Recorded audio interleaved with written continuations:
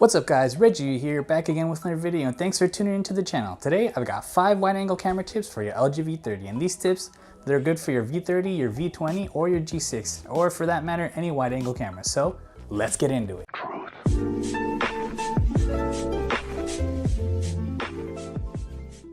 Alright guys, so in general, wide angle lenses create a distortion effect that stretches and pulls images at the edges. And really, it makes objects close to the camera look really close and objects far to the camera look really far. So basically that leads up to tip number 1, and that's to be careful when shooting people, because it's not really a flattering focal length for portraits, but it's really good for storytelling. So be prepared for people in your pictures to look, a little weird. You can see in this first picture that my wife looks really thin and stretched out. I wanted to capture the horse statue behind her and needed to use a wide angle because it was really tall. So for the second picture, I wanted to capture the Christmas tree in the background, so my wife and daughter, they look a little distorted.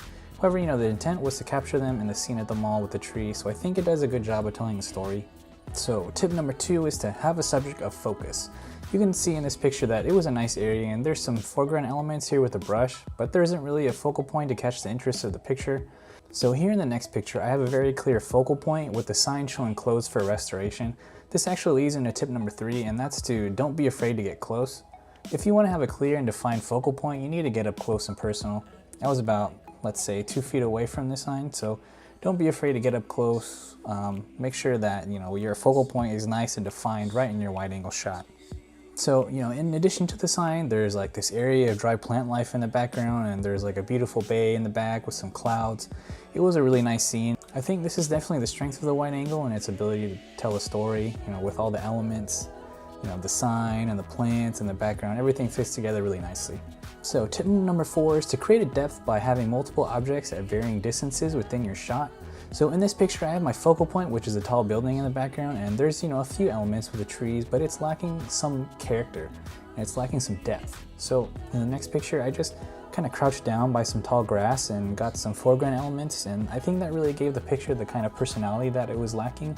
So tip number 5, for landscape shots, keep your framing perfectly horizontal. Now you can do this by turning on the grid to help you line up the horizon with one of the grid lines. You can also do this in post by just rotating it in Snapseed or Lightroom or Photoshop. This picture has some depth with the rocks, and the sunset was just amazing. It was just a beautiful scene, and I'm really glad that I was out there to capture this shot.